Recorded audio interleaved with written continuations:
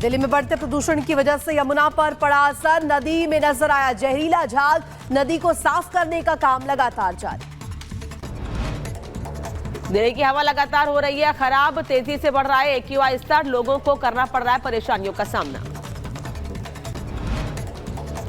तमिलनाडु में भारी बारिश की वजह से बढ़ी मुश्किलें, कई इलाकों में बनी जलभराव की समस्या, स्थानीय लोगों को करना पड़ रहा है परेशानियों का सामना।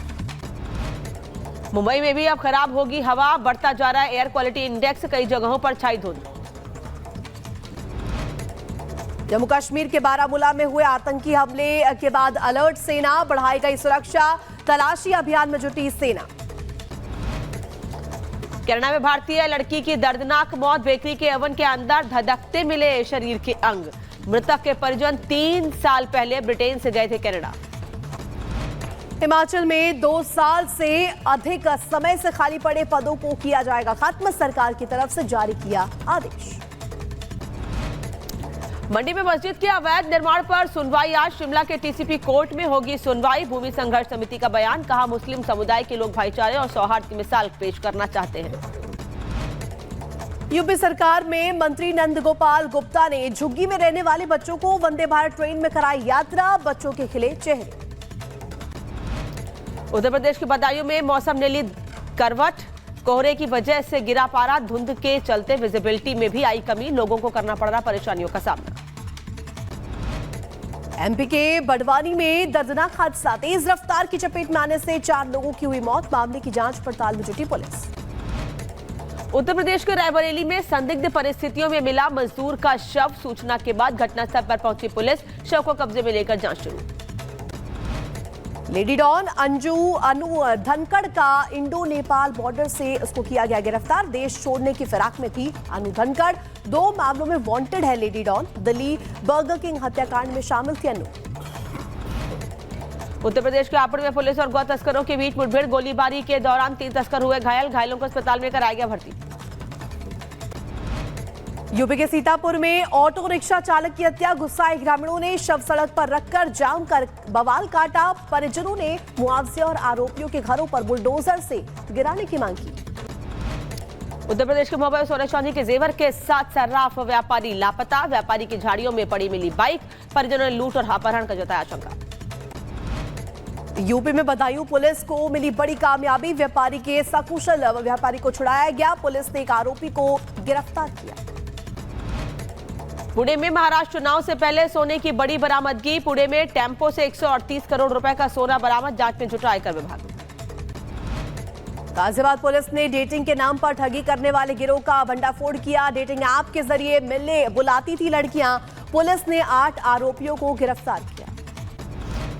दिल्ली में श्रद्धा वॉलकर जैसा एक और केस, एक और हिंदू लड़की बनी लव जिहाद की शिकार, संजू बनकर सलीम ने सोनी को फंसाया, शादी का दबाव बनाने पर हत्या की। महाराष्ट्र के कोल्हापुर में हादसा, बस में आग लगने की वजह से एक यात्री की मौत, अन्य यात्रियों की जान बची। बदायूं में टायर की दुकान में लगी भीषण आग, आग लगने से लाखों का नुकसान, फायर ब्रिगेड की 4 गाड़ियों ने आग पर पाया काबू।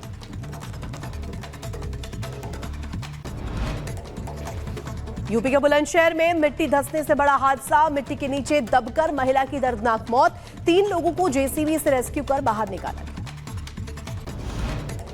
हिमाचल के कांगड़ा में पहाड़ी पर फंसे 3 विदेशी पैराग्लाइडर्स, बीड़ पैराग्लाइडिंग के दौरान मनाली से कुल्लू के बीच करीब 5000 ऊंचाई पर फंसे, हेलीकॉप्टर से किया गया रेस्क्यू।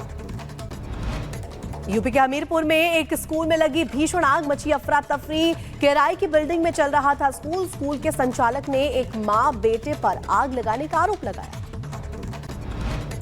उत्तर प्रदेश के झांसी में अचानक चलती ट्रेन में लगी आग, धुएं का गुबार देख ट्रेन से कूदे यात्री, इंटरसिटी एक्सप्रेस ट्रेन की पैंट्री में लगी आग, किसी के हताहत होने की खबर नहीं।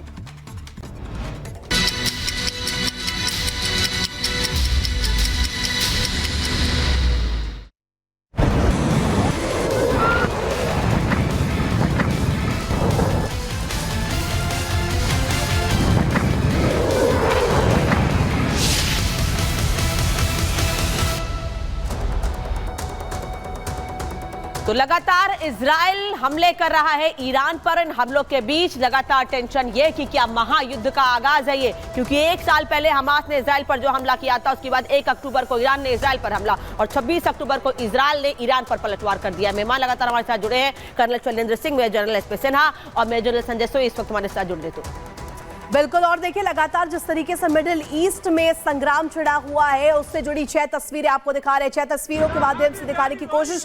ईरान पर अटैक हुआ है और इसके अलावा सीरिया पर भी हमला किया गया है। तेहरान में धमाका और 100 प्लेन से अटैक किया गया है। तो 100 यहाँ पर देखिए फाइटर जेट्स का इस्तेमाल किया गया। वॉर रूम में खुद नेतन्याहू नजर आए, ये अपने आप में कई मायने रखती है तस्वीर। इसके अलावा अमेरिका की भी यहाँ पर तरफ से कहा गया है, अमेरिका की भी इस पूरी स्थिति पर नजर बनी हुई है। जो बाइडेन की तरफ से भी इसको लेकर के कहा गया है कि पहला तो जो स्ट्राइक है वो ईरान की तरफ से ही किया गया था। इजराइल ने तो महज यहां पर इसका कह सकते हैं प्रतिशोध के तहत यहां पर यह अटैक किया है। तो ये 6 तस्वीरें आपको दिखा रहे हैं किस तरीके से इजराइल का बारूदी इंतकाम है, किस तरीके से यहां पर ये तस्वीर सामने आ रखी है और आपको दिखा रहे हैं जहां किस तरीके से लगातार इजराइल का बारूदी इंतकाम जारी है।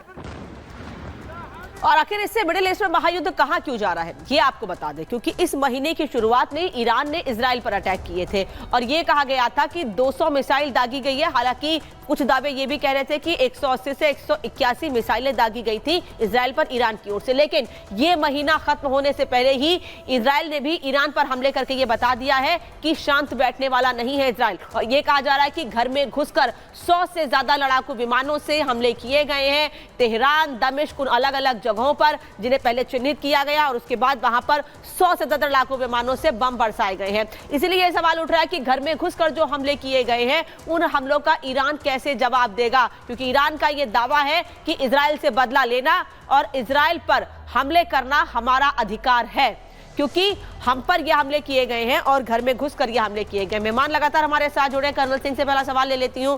कर्नल सिंह, ये तस्वीर जो मैंने दिखाई है, 1 अक्टूबर को एक हमला जो कि ईरान इजराइल पर करता है, फिर इजराइल ईरान पर 1 महीने के भीतर यह अटैक कर देता है। लेकिन सर ये कहा जा रहा है कि ये छोटे हमले हैं, आने वाले समय में इससे बड़ा हमला हो सकता है और ये हमले इसलिए किए गए हैं कि ईरान की एयर डिफेंस ताकत को समझा जा सके। जय हिंद, नमस्कार। आप बिल्कुल ठीक बोल रहे हैं कि मैं भी इसे आंकता हूं कि ये बहुत छोटा अटैक है। इजराइल 26 दिन प्लान करेगा और इतना छोटा सा काम करेगा, आई डोंट थिंक ये इजराइल का कैरेक्टर है। साथ ही साथ ईरान को 26 दिन मिले हैं इसको तैयारी करने के कि हमारे ऊपर अटैक आने वाला है, आने वाला है। देखिए, अगर आपको याद हो, हम लोगों ने पहले भी ये बात करी थी कि जो इजराइल कर रहा है, जो डिले थी, वो था प्रोपोगंडा और इंफॉर्मेशन वॉरफेयर। शुरुआत में क्या था, कल होने वाला है, कल होने वाला है। उसके बाद क्या आ गया कि जी चलिए यूएस ने रोका हुआ है, और किसी ने क्या रोका, इकोनॉमिक टारगेट्स नहीं आने चाहिए। आज आप देख रहे हैं कि इजराइल ने जो किया है वो एक बड़ा बैलेंस सा अटैक किया है, एक स्ट्रेंथ दिखाई है। एक सबसे बड़ी बात, उन्होंने मिलिट्री टारगेट्स के ऊपर कंसंट्रेट किया है। हो सकता है कुछ सिविल एरियाज में भी नुकसान हुआ हो, लेकिन ज़्यादा बड़ी बात यह है कि जो समझा गया था कि economic targets, refineries, so called nuclear installation, ये सब तब भी हमने कहा था कि ये उसकी प्रायोरिटी में होंगे, लेकिन ये उनके फायदे में नहीं होंगे, क्योंकि इंटरनेशनल ओपिनियन उनके अगेंस्ट जाता है। जब आप मिलिट्री टू मिलिट्री टारगेट्स के बीच में लड़ाई लड़ते हैं तो पूरी दुनिया में कोई प्रॉब्लम नहीं होती। अब आप देखिए, आप ही बोल रहे हैं और सारी दुनिया बोल रही है, मिडिल ईस्ट में वॉर। मिडिल ईस्ट में वॉर कहाँ चल रही है? ये तो सिर्फ ईरान की वॉर है। अगर आज आप सीरिया के 2 बम फोड़ दें, दैट डजंट मीन, लेकिन इसका जो स्कोप है वो अपने आप में एक वर्ल्ड वॉर की तरफ कभी भी कन्वर्ट हो सकता है। ये डिपेंड करेगा ईरान के ऊपर, क्योंकि Iran can be very erratic कि यस, अगर उसने किसी तरह से कहा, चाहे छोटा बम बोले, बड़ा बम बोले, बट आई डोंट थिंक कि ईरान 1 सेकंड भी लगाएगा ये डिसाइड करने में कि चलिए जी मुझे इजराइल के ऊपर अटैक करना है। इजराइल नहीं करेगा कोई भी न्यूक्लियर स्ट्राइक। क्यों? क्योंकि उसे पूरी दुनिया को साथ लेके चलना है, एक फेवरेबल ओपिनियन बनाना है, यूएस की परमिशन लेनी है। So overall Israel versus Iran war अपने आप में मिडिल ईस्ट को एक बड़ा रूप दिया जा रहा है, और यस, उसका डेंजर है। तो देखिए बिल्कुल, और यहाँ पर हमें समझा रहे थे सर किस तरीके से यहाँ पर जो इंतकाम है इजराइल का ये लगातार जारी है। हमले पर हमले हो रहे हैं और ये साफ तौर पर कह दिया गया है कि हमले रुकने वाले नहीं। अब आप ग्राफिक्स के माध्यम से दिखा देते हैं कि कहां कहां पर इजराइल का हमला हुआ है और कैसे हुआ है, ये आपको तफसील से बता देते हैं। 2000 किलोमीटर की